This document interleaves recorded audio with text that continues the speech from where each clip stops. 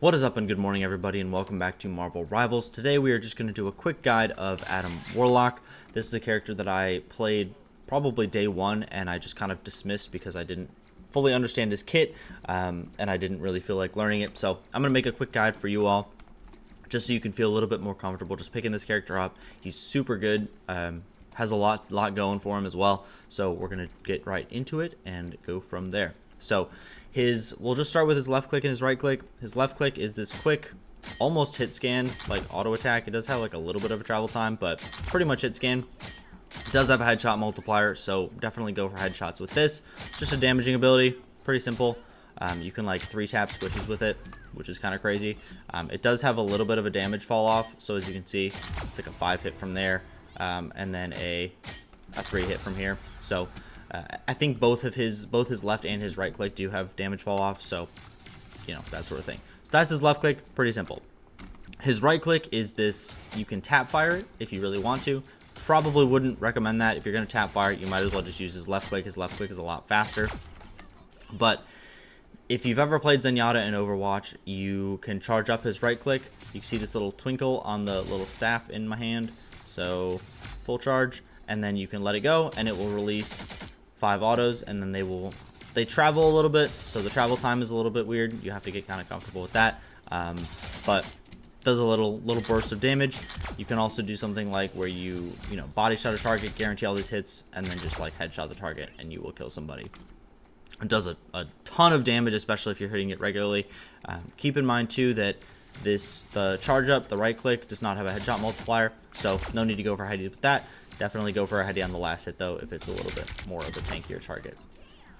His third ability that we're going to go over is his left shift. So if you've ever played like World of Warcraft or something and you know what a Spirit Link totem is, this is basically that. It periodically tries to like kind of equalize the health, or it just constantly tries to equalize the health of everyone around it.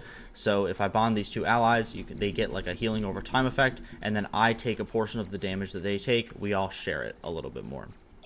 So I've been using this as like a push tool where we're all getting on a point. We're trying to mitigate that initial damage. Maybe it's like second round on domination or something like that, and a couple people will have ultimates, something like that, where we're going to take a little bit higher than normal damage. That's a good place to use it. Also, if you're just in the middle of a fight, you see everyone's dropping low and you don't have any like of your E charges, which we'll get into in a second, you can use this. Start equalizing the health of your allies, giving them a little bit of an extra healing over time effect, and mitigate some damage that way. So pretty simple. You can also see in the center of my screen that I'm tethered to 4 people. So if I use this again, you can see that there's 4 people tethered to me, 3 if one of them dies. So you can always see how many people are benefiting from your left shift usage. His last basic ability will be his E. His E is a chain heal. Pretty simple.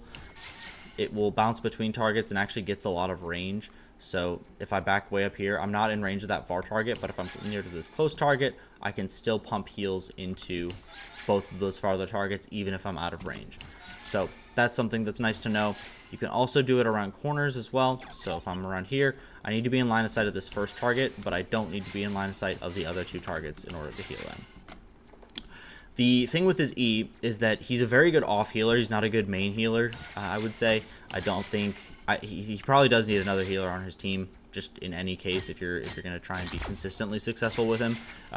Your E cooldown, I don't have cooldowns in practice tool right now, but his E cooldown is like 5 seconds or something like that, or just over 5 seconds. So it's, if you kind of use both your heals, your 1, 2, and then you are stuck there sitting for 5 seconds, you do not have anything that can heal anybody. So he's really good at like burst healing. If someone pops a big cooldown or something like that, you can keep people alive a little bit easier. You can, soul bond and start pumping heals into people, so you can tap multiple people and heal them up and equalize their health and heal them up, that sort of thing. But if you're taking consistently high damage, you're going to run out of juice pretty quick, and you need someone else to help cover for you. So keep that in mind. Keep that in mind that you want to be a little bit more patient with your E usage and use your chain heals when people, not just like when people are at like almost full health. You want to save it until they're missing at least a good amount and get maximum value out of that as much as possible. His passive ability that I guess we could have gone over first, but you know, there's no particular order, will be a cocoon. So when we die, we will actually get put into this weird, like, we can move up, down, side, side. We're invulnerable. We're effectively dead, but we have an ability to cocoon. So a cocoon is just, if I am floating around and I left click, I will res where I am right that second.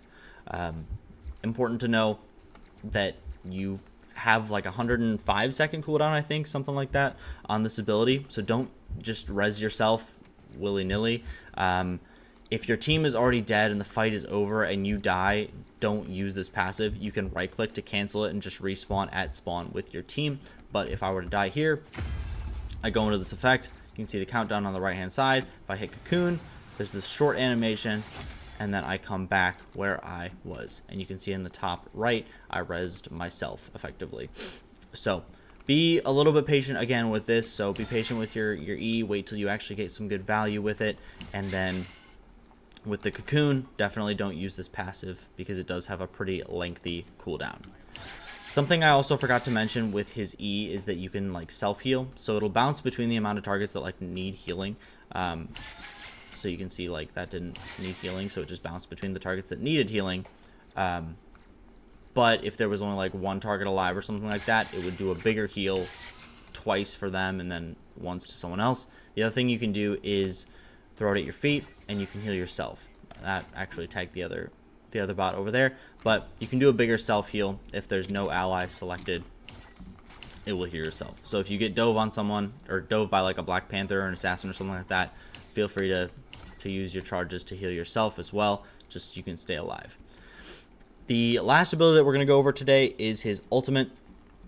I've seen a lot of people struggle with this a little bit, but it is just a res, pretty simple. So you can see that my ally is dead over there. We can ultimate, and they will come back over here. You notice that they do not come back with full health, so make sure that when you res people, you do have like a chain heal at the ready, so you can top them off a little bit more. The other thing that's cool to know is that in the bottom right hand side of my screen, you can see which targets will be res. So if I step out of range, you can see they go away. It's really good to know who you're going to res before you actually press the button, because if there was nobody showing up down there and I press, I'm not going to res anybody in this situation, I guess. So you can see I have two people down there. I press Q, short animation, they come back, boom, easy as that. The other thing that you can do is pre-place this, I guess. It's kind of risky to do that, I guess, but in some cases it's good. So if we place the ultimate, both those targets are not dead, that target's not dead, they will get, for this next 6 seconds, 5 seconds, 4 seconds, that sort of thing, they will get res at this location. So keep that in mind too, that you can use it prior to people dying and after people are dying. It does have a pretty lengthy range too, as you can see. I'm just pretty far away and around a corner, so you don't need to be in line of sight of your teammates. Just make sure that they are res in a spot where they don't just get immediately shredded. You don't want to like place it out here or something like that, where I'm placing my ult pretty right behind where my teammates are dying, and then it's like, oh, you're back, hello, and then they just start taking damage again. So give them a chance to reset, especially again because they don't res at full health. That's Adam Warlock. Pretty simple healer, good off healer. I hope this gives you a little bit more confidence going into your next game and trying this guy out. He is a whole lot of fun, and he can do some big numbers too. Just make sure that you are being patient with his abilities, because he does have some pretty lengthy cooldowns. So good luck in Marvel Rivals, and I will catch you guys in the next one. Bye-bye.